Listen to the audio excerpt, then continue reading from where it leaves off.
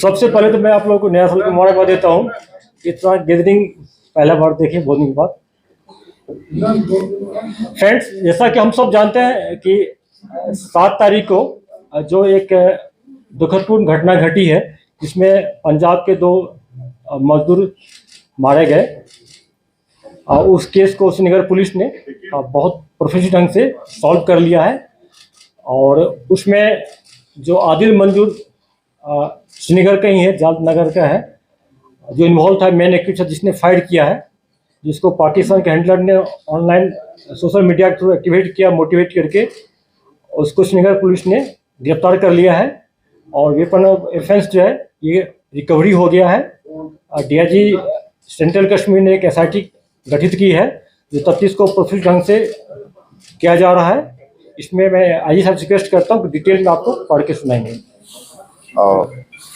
मैं हिंदी में ही बोल दूंगा आपको।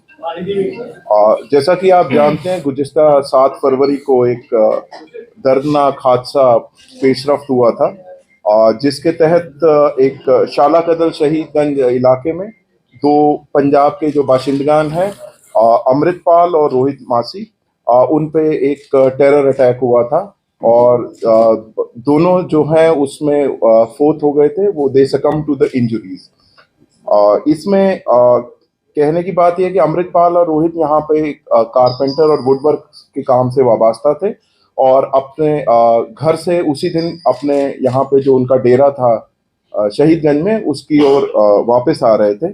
तो इसी सिलसिले में FIR number 8/2024 police station Shahidganj में दर्ज हुआ, जेरे दफा 302, 307 और relevant section of UAPA act में। और इसके बाद ये दोनों जो हैं, श्रीनगर पुलिस ने काफ़ी मुस्तैदी से और प्रोफेशनल तरीके से इसमें एक टीम का गठन किया गया। फील्ड और टेक्निकल एनालिसिस किया गया, जिसमें काफ़ी मेहनत गई और उस दौरान काफ़ी क्लिंचिंग एविडेंस उनके पेशरफ्त हुए। और इन क्लिंचिंग एविडेंस के आधार पे इन्होंने कुछ सस्पेक्ट्स राउंड अप करे। इसी असना में जो मेन कल्प्रिट है इसमें जो इन्वॉल्व है, जिसका नाम है आदिल मंजूर लंगू, जो कि जालडगर श्रीनगर का ही रहने वाला है, उसका रोल उजागर हुआ और क्लिंचिंग एविडेंस के आधार पे उसको अरेस्ट किया गया। इसमें जो है ये मेन सस्पेक्ट जो था, जो कि मेन एक्यूज बना बाद में, उसने कॉन्स्पिरेसी करी। He was in contact with his handler across in Pakistan and he has impressed upon him to do some terror attack here in Srinagar.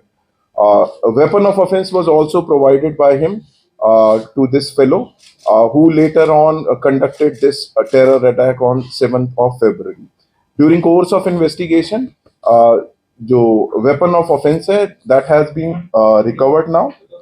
और इसमें डीआईजी सेंट्रल कश्मीर ने एक एसपी साउथ की क़यादत में एक स्पेशल इन्वेस्टिगेशन टीम का गठन किया गया है और वो इस इन्वेस्टिगेशन को मुस्तैदी से अंजाम ला रही है। और हमें आशा है कि इसमें शीघ्र जल्द से जल्द इसको केस को चार्जशीट करेंगे for the judicial determination. Thank you. इसमें मैं आप लोग से 2 पॉइंट बोलना चाहूँगा जो बहुत रिलेवेंट है, कि जो इस टाइप का मॉड्यूल को यहाँ पर लड़कों को रेडिकलाइज करके भर्ती कराता है, फिर इंसिडेंट करवाता है, ऐसे हैंडलर को चाहे पाकिस्तान में हो या वर्ल्ड के किसी कोना में, उसको हम लोग प्रोफेशनल ढंग से कानूनी तौर पर लाएंगे, यहाँ पर लाएंगे। अगर ये हैंडलर लोकल ही है, पाकिस्तान में है, तो उनके घर वाले के खिलाफ उनके प्रॉपर्टी पर जब्त किया जाएगा, हार्ड एक्शन लिया जाएगा। दूसरी पॉइंट है जो मैं यहाँ के आवाम से, खास करके पेरेंट्स से अपील करता हूँ और टीचर कम्युनिटी से अपील करता हूँ कि आपके अगर कोई ऐसे लड़के लगते हैं कम एज वाले जो सोशल मीडिया के थ्रू रेडिकलाइज हो रहा है, उनका बिहेवियर पैटर्न में कोई चेंज हो रहा है, गलत टाइम पर ऑफ टाइम पर जाकर दोस्तों से मिलता है, तो पुलिस को बताएं और अपना भी ख्याल रखें। क्योंकि इस टाइप का जो हैबिट टेररिस्ट होता है, रेडिकलाइज होता है, घर वाले को पता नहीं चलता है, टीचर को पता नहीं चलता है और बाद में जाके इंसिडेंट करता है। आज के ज़माना में डिजिटल वर्ल्ड में उसको बच रहना मुश्किल है। हम लोग हर एक मॉड्यूल को बस्ट करते आ रहे हैं, इसको भी किए हैं, आगे भी इंसिडेंट हम उसको बस्ट करेंगे और हार्ड पनिशमेंट दिया जाएगा कोर्ट, ऑनरेबल कोर्ट के थ्रू। इसलिए मैं पेरेंट्स से फिर अपील करता हूँ, एक बार अपने बच्चों पर ध्यान रखें, सोशल मीडिया के थ्रू क्या कर रहा नहीं कर रहा उसको देखें, उनका ड्यूटी है और टीचर्स का भी इसकी ड्यूटी यही है। क्या ये एक ही मॉड्यूल था या इस तरीके के और भी मॉड्यूल्स होते थे, खासतौर पर श्रीनगर शहर में बहुत दिनों के बाद ऐसी घटना? देखिए कहीं कहीं पुलिस हो और डिफरेंट मॉडल पर काम करते रहती है। कभी कभी होता है कि 10 मॉड्यूल काम कर रहा है, उसमें 5 के 6 को पकड़ लेते हैं, क्रैक कर लेते हैं, 2-3 मिस हो जाता है जिसका पता नहीं चलता हम लोग का। ये प्रोफेशनल हैजार्ड है। ऐसे मॉड्यूल इंसिडेंट करने में कामयाब हो जाते हैं। ये सिंगल मॉड्यूल के तहत किया गया था, लेकिन पुलिस अभी भी बहुत सारे मॉडल पर काम कर रही है। इसी चलते प्रिवेंटिव मेजर हम लोग ले पाते हैं, इंसिडेंट को रोक पाते हैं। और उस मॉडल जो काम कर रहे हैं उसको हम लोग शेयर नहीं कर सकते हैं। श्रीनगर में हुआ है 2024 की पहली इस तरह की कार्रवाई हुई है। क्या हम कह सकते हैं militants are showing the presence या मिलिटेंसी को शहरी श्रीनगर में बढ़ाने की कोशिश की जा रही है? अगर देखा जाएगा at the end of December 2023 7 दिसंबर को ईदगाह में जो इंसिडेंट हुआ था मसरूफ की सूरत में, वो सवाल है कुछ जानना चाहेंगे उसमें कुछ रीड क्या होता है? जैसे देखिए पुलिस की प्रोफेशनलिज्म और उनका जो हार्ड वर्क इसी से रिफ्लेक्ट होता है कि किस ढंग से जल्दी इसको हम लोग क्रैक कर लिए, मॉडल को बस के अरेस्ट किया गया है। मैंने आपको पहले भी कह चुका हूँ कि अगर कहीं पर डिफरेंट मॉडल काम करता है तो पुलिस बहुत को रोक पाते हैं, बहुत को पकड़ पाते हैं, एक दो स्लिप हो जाता है। ये प्रोफेशनल हैजार्ड है, वही मॉडल वाले इंसिडेंट करने में कामयाब हो जाते हैं। इसमें भी यही हुआ है, लेकिन फिर भी आप देखिए कि कितना अच्छा इसको जल्दी टाइम पर इसको सॉल्व किया गया है। जहाँ तक प्रीवियस इंसिडेंट हुआ था जिसमें हमारे के पुलिस शहीद हो गए थे यमुना साइड में, उसको श्रीनगर पुलिस ने बहुत ढंग से प्रोफेशनल ढंग से क्रैक करके अरेस्ट कर लिया, सॉल्व कर लिया। हमारे शहीद मसूद साहब वाला केस अभी जेर तफ्तीश है, एनआई को दिया गया है। उसमें पुलिस भी बहुत उसको सपोर्ट करे, एनआई को पुलिस एनआई मिलकर उसमें हम लोग बहुत सारे लीड मिला है। काम अभी शेयर नहीं कर पाएंगे, जब उसको सॉल्व कर लेंगे फिर आपसे शेयर किया जाएगा। और जहाँ तक आपने बोला कि जो सही बात है, श्रीनगर सिटी में एक मोमिन एक लोकल टेररिस्ट बच गया है और यहाँ पर खात्मा हो गया, सारे मॉड्यूल का हो गया। लेकिन फिर भी जो इस टाइप का जो मॉड्यूल है, मॉड्यूल बेस्ड जो टेररिस्ट से इंसिडेंट करवाते हैं पाकिस्तान बेस्ड हैंडलर, उसका उनका तो रहेगा यहाँ पर हम लोग का। लेकिन इसीलिए हम लोग बार बार उस पर काम दिन रात काम कर रहे हैं। इसमें हम लोग क्या एजेंसी जो है, जो हमारी सिस्टर एजेंसी, उनसे भी हेल्प लेते हैं हम लोग।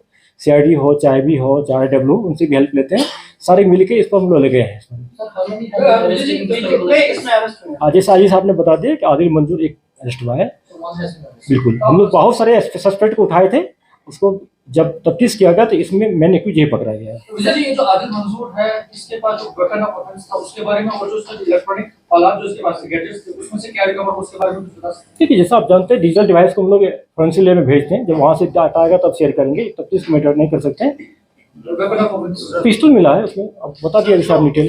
सर जो पाकिस्तान में अभी हो रहा है इंटरनल, वहाँ काफी कुछ हो रहा है, हमने देखा है उसका असर हमेशा कश्मीर में होता है टेंशन डाइवर्ट करने के लिए। आपको लगता है कि ऐसे कोई इनपुट्स हैं कि यहाँ पे जो है थोड़ा सा गर्म करें हालात, या अपने स्लीपर सेल्स एक्टिवेट करके टेंशन डाइवर्ट हो, ऐसा कुछ हो सकता है? ये 1-to-1 शेयर करेंगे, पब्लिक डोमेन में शेयर करना ठीक नहीं है।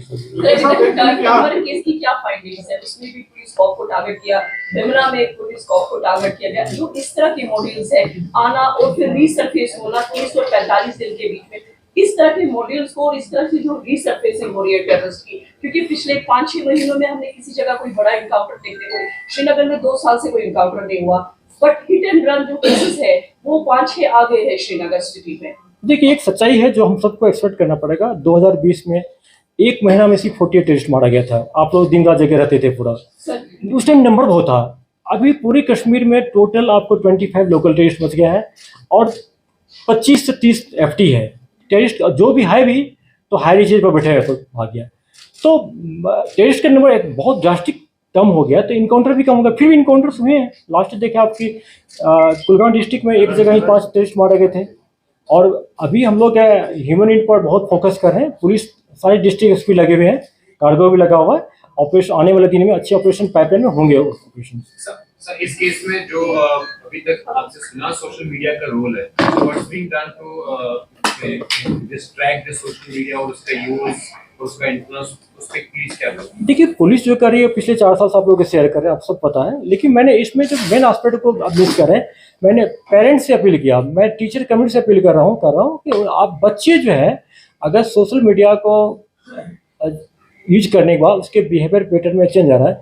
जैसा आप सबको पता होगा कि 2021 में जब एक बैंक मैनेजर को हैवी टेररिस्ट मारा था, शोपियान डिस्ट्रिक्ट का लड़का था, और जब उसको पेरेंट्स से बात की, तो मैंने पर्सनली बात किया, तो उन्होंने कहा था कि जो लड़का मेरा रात में भर रात सोता था, वो ऑनलाइन काम करते रहता था। तो इस टाइप के अगर बिहेवियर पैटर्न में चेंज है तो पेरेंट्स को थोड़ा अलर्ट होना चाहिए। वो खुद बात करें, पुलिस का मदद ले। और आज की डेट में पब्लिक और पुलिस में इतना ट्रस्ट बढ़ गया कि हम लोग उसी के बदौलत बहुत सारे लड़कों को ज्वाइन करने से रोक पाए। कुछ लड़के जो ज्वाइन कर लिया तो उसको वापस भी लाए हैं। तो सोशल मीडिया वाला एस्पेक्ट में इसमें पेरेंट्स टीचर का ज़्यादा रोल बनता है। अगर आपके भी पड़ोसी को है, आपके भाई हो या कोई आसपास के हो, तो आप लोग को जिम्मेदारी बनता है। ये पेरेंट्स को बात बताएं आप लोग। Was this incident attack motivated by some ideology or it was some kind of a hired gun response?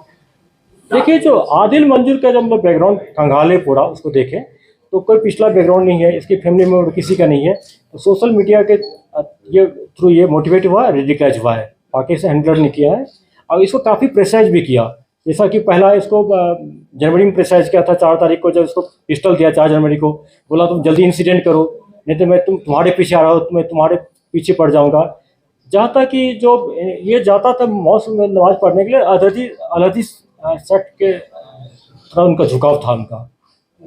Sir, summers में जब कोकरनाग एनकाउंटर हुआ तो बात ये आई थी कि जो डोमिनेशन है आपकी मतलब सिटी एरियाज में, अर्बन एरियाज में, तो जो मिलिटेंट है वो जंगलों की तरफ जा रहे हैं। मतलब नई स्ट्रेटजी है ताकि एक लेवल फील्ड हो जब गन फाइट भी हो और छूटना और बचने का चांस हो। तो विंटर्स में जो है काफी मुश्किल हो जाता है जंगल में रहना, और मतलब काफी लॉजिस्टिक प्रॉब्लम्स है, सर्दी है। तो इस बार क्या नीचे नहीं आए हैं वो, क्योंकि एनकाउंटर हमने उस दिन ही देखे हैं, या ऊपर ही रह रहे हैं डर से, या क्या उनकी जैसा हम लोग जानते हैं कि पिछले अगर 30 साल का देखे डाटा तो ऊपर भी बहुत सारे हाइड्रोट पर इनकाउंटर हुआ है। तो कुछ तो हाइड्रोट में होंगे जिसका हमें खबर नहीं है। हम लोग अपना ह्यूमनिटी डेवलप कर रहे हैं, जो कारपेंटर लोग हाइड्रोट बनाते हैं उनसे भी कंसल्ट कर रहे हैं। कुछ एप्रीहेंशन है कि अभी भी जंगल में है पूरा। अगर कुछ नीचे आ गया तो उसका हम लोग का खबर मिल रहा है, हम लोग उसको और डेवलप कर रहे हैं। जिस दिन इनपुट डेवलप पूरा हो जाएगा तो ऑपरेशन लॉन्च करेंगे हम लोग। इसमें जो है नॉन लोकल्स को किया गया था, अब इलेक्शन भी नजदीक आ रहे हैं सर, फटाफट पॉलिटिकल एक्टिविस्ट्स या पॉलिटिकल लीडर्स क्या इस तरह के इनपुट है कि उनको भी कोई खतरा हो सकता है? देखिए, कश्मीर के सिचुएशन में, जे.एन.के सिचुएशन में, या कहीं भी इलेक्शन हो किसी स्टेट में, जो क्राइम होता ही है। यहाँ टेरर क्राइम है, बाकी जो नॉर्मल क्राइम होता है। तो लेकिन उसके लिए इस टाइप के अप्रीहेंशन हरदम पुलिस को आती है और हम लोग इनपुट के बेसिस पर काम करते हैं। अगर कहीं पर किसी को थ्रेट मिलता है तो थ्रेट को न्यूट्रलाइज करने का ट्राई करेंगे, चाहे उसको सिक्योरिटी प्रोवाइड करने को हो, एरिया डोमेट करके हो, या मॉड्यूल बस्ट करके, या ऑपरेशन करके। ये कार्रवाई हम लोग जारी रखते हैं, आगे भी रखेंगे। Thank you.